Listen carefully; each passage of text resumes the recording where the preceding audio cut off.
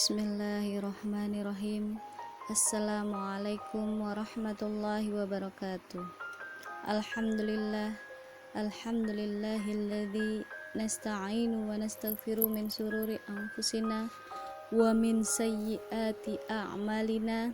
May yahdillahu fala mudhillalah wa may yudlilhu fala hadiyalah. Qala Allahu ta'ala fil Qur'anil Karim, A'udzu billahi minasy syaithanir rajim.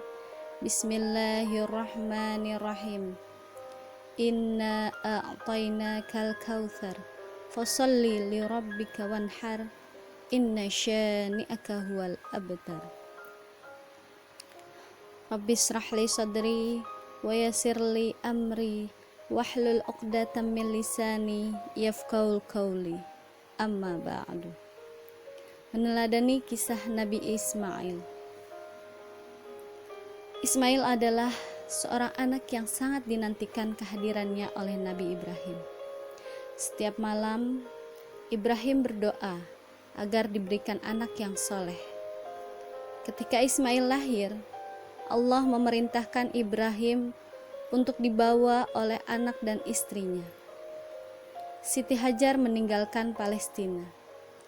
Mereka pergi menyusuri padang pasir yang gersang hingga tiba di lembah Tandus, lembah Bakkah yang kini merupakan kota Mekah.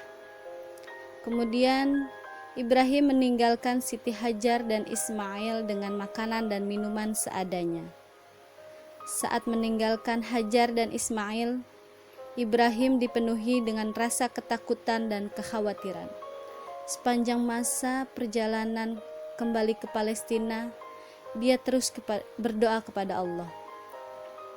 Dalam surat Ibrahim ayat 37, A'udzu billahi minasyaitonir rajim. Bismillahirrahmanirrahim. Rabbana inni askantu min dzurriyyati biwadin ghairi dzi zar'in inda baitikal muharram. Rabbana liyuqimus salata faj'al af'idatan minan nasi tahwi ilaihim warzuqhum minats tsamarati la'allahum yashkurun. Yang artinya, ya Tuhan kami, sesungguhnya aku telah menempatkan sebagian keturunanku di lembah yang tidak mempunyai tanaman-tanaman di dekat rumah Engkau, yaitu Baitullah yang dihormati. Ya Tuhan kami, yang demikian itu agar mereka mendirikan sholat, maka jadikanlah hati sebagian manusia cenderung kepada mereka dan berilah mereka dari buah-buahan. Mudah-mudahan mereka bersyukur. Siti Hajar dan Ismail pun tinggal berdua di padang pasir. Setelah berhari-hari, kemudian Siti Hajar kehabisan makanan dan air susunya mengering. Ismail pun menangis kehausan. Siti Hajar yang panik kemudian berlari ke sana kemari. Di antara Bukit Safa dan Marwa mencari air untuk putranya. Peristiwa ini kini dikenal dengan sa'i, salah satu rukun ibadah haji, yakni berlari-lari kecil sebanyak 7 kali antara Safa dan Marwah. Kemudian Siti Hajar kelelahan, kembali menuju Ismail. Ismail lalu menghentakkan kakinya dan muncullah air jernih. Hajar pun mengumpulkan air tersebut. Zamzami, Zamzami, berkumpullah, kata Siti Hajar. Kini sumur itu dikenal dengan sumur Zamzam. Ismail pun meminum air tersebut dan tidak lagi kehausan. Air tersebut menjadi sumber kehidupan bagi banyak orang. Ismail pun tumbuh di tengah kota yang sangat besar, yaitu kota Mekah. Dengan didikan Siti Hajar dan juga ayahnya yang kerap datang dari Palestina. Hingga suatu hari Ibrahim bermimpi. Bermimpi diperintahkan oleh Allah untuk menyembelih anak yang ia sayangi. Dalam surat As-Saffat ayat 102. A'udzubillahi minasyaitonirrajim. Bismillahirrahmanirrahim. Falamma balagha ma'ahu sa'ya qala ya bunayya inni ara fil manam anni adbahuka fanzur madza tara qala ya abatif al ma tu'maru satajiduni insyaallah minas sabirin. Wahai anakku, sesungguhnya aku bermimpi bahwa aku menyembelihmu, maka pikirkanlah bagaimana pendapatmu. Dengan berserah diri kepada Allah, tanpa ragu, Ismail pun mengemukakan jawabannya. Wahai ayahku, lakukanlah apa yang diperintahkan Allah kepadamu. Insya Allah, engkau akan mendapatiku termasuk orang yang sabar. Ibrahim dan Ismail pun melaksanakan perintah Allah tersebut. Sebelum penyembelihan, Ismail menyampaikan sejumlah permintaan kepada ayahnya. Yang pertama adalah Ismail meminta agar baju yang ia kenakan, kancing yang paling atas ia buka. Yang kedua adalah ia meminta agar pisau yang akan menyembelihnya diasah dengan tajam. Anak-anakku sekalian, tahukah engkau dari permintaan Nabi Ismail tadi? Kenapa Nabi Ismail ingin membuka bajunya, membuka kancing yang paling atas? Kemudian beliau tidak mau dengan dibaringkan ketika akan disembelih, tapi beliau minta akan dibalikkan dengan posisi seperti tengkurap. Tahukah engkau permintaan Nabi Ismail? Beliau ingin agar ketika ayahnya nanti menyembelih, darah tidak akan menyiprat kena bajunya, supaya ketika dibawa pulang nanti oleh ibunya tidak merasa sedih, supaya ibunya itu bisa merasakan ikhlas akan kepergian Nabi Ismail. Permintaan yang kedua, kenapa Nabi Ismail meminta agar pisaunya diasah dengan tajam? Agar ketika Nabi Ismail akan disembelih nanti, Nabi Ismail tidak merasakan kesakitan. Begitulah permintaan Nabi Ismail. Kemudian Ibrahim pun mulai menyembelih Ismail dengan membaringkan anaknya. Namun pisau tajam itu tak mampu menyembelih Ismail yang sangat berserah diri kepada Allah. Kemudian Allah menggantikan Ismail dengan seekor kambing. Dalam surat As-Saffat ayat 104 sampai 107, yang artinya, wahai Ibrahim, sungguh engkau telah membenarkan mimpi itu. Sungguh demikianlah kami memberi balasan kepada orang-orang yang berbuat baik.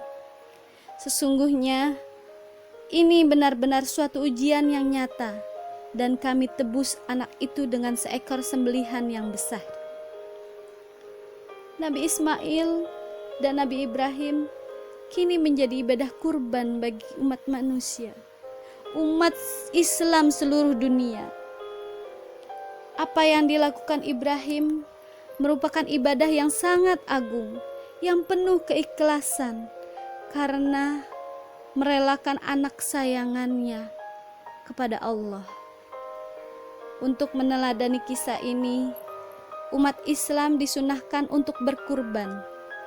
Ibadah ini sekaligus melatih keikhlasan untuk memberikan sebagian harta yang dicintai kepada Allah.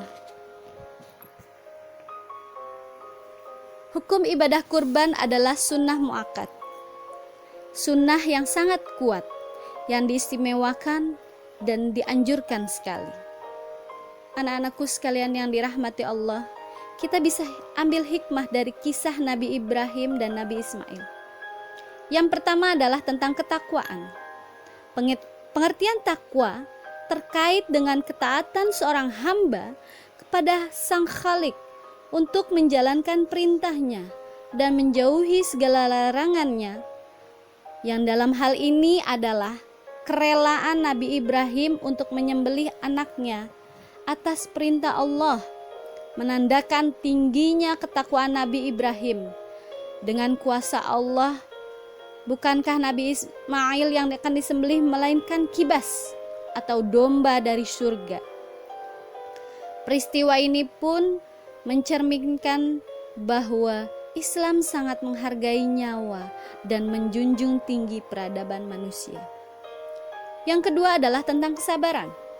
Coba kita lihat apa yang diucapkan Nabi Ismail ketika ayahnya menyampaikan perintah tersebut. Wahai ayahku, kerjakanlah apa yang diperintahkan kepadamu. Insya Allah kamu akan mendapatiku termasuk orang-orang yang sabar. Anak-anakku sekalian, kepatuhan, ketaatan, kepasrahan ini adalah merupakan sebuah pemahaman keyakinan dan keimanan yang sangat mutlak kepada Allah. Karena sesungguhnya segala yang datang dari Allah adalah kebenaran.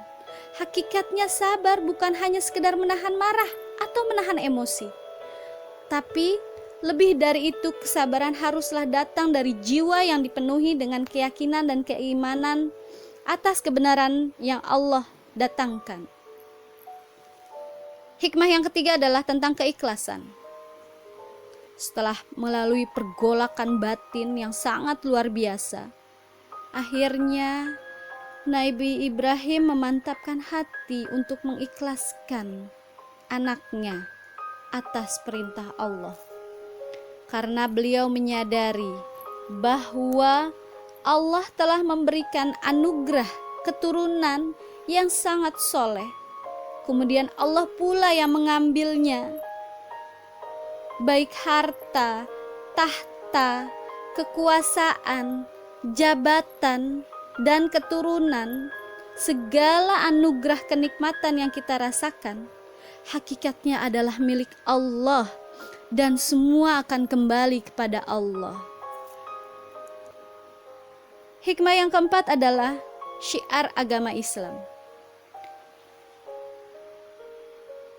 Bagi tiap-tiap umat Islam telah kami syariatkan tentang penyembelihan kurban, supaya mereka menyebut nama-nama Allah terhadap binatang ternak yang telah dirizikikan Allah kepada mereka.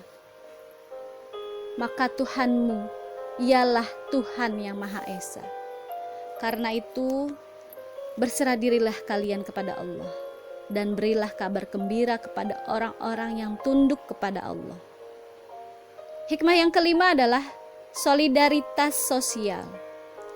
Hari Idul Adha dan hari Tasyrik itu disunahkan bagi kaum muslim yang mampu untuk berkurban. Kemudian hasil sembelihannya dibagikan kepada masyarakat atau tetangga-tetangga terdekat, terutama kalangan yang tidak mampu. Hal ini menandakan bahwa ajaran Islam begitu memperhatikan solidaritas sosial. Karena dengan membagikan hewan kurban kepada kalangan yang tidak mampu merupakan kepedulian sosial seorang muslim terhadap sesamanya. Selain itu, menumbuhkan rasa solidaritas dan merekatkan ukhuwah Islamiyah. Di hari raya ini pula, jalan pemersatu antara umat beragama dengan ini antara muslim dan non-muslim dapat saling menghormati dan menghargai. Anak-anakku sekalian, mudah-mudahan dengan ini kita senantiasa berserah diri kepadanya dan mengharap ridho Allah dan ampunannya. Wallahu muwafiq ila aqwamit thariq, wabillahi taufiq wal hidayah. Wassalamualaikum warahmatullahi wabarakatuh.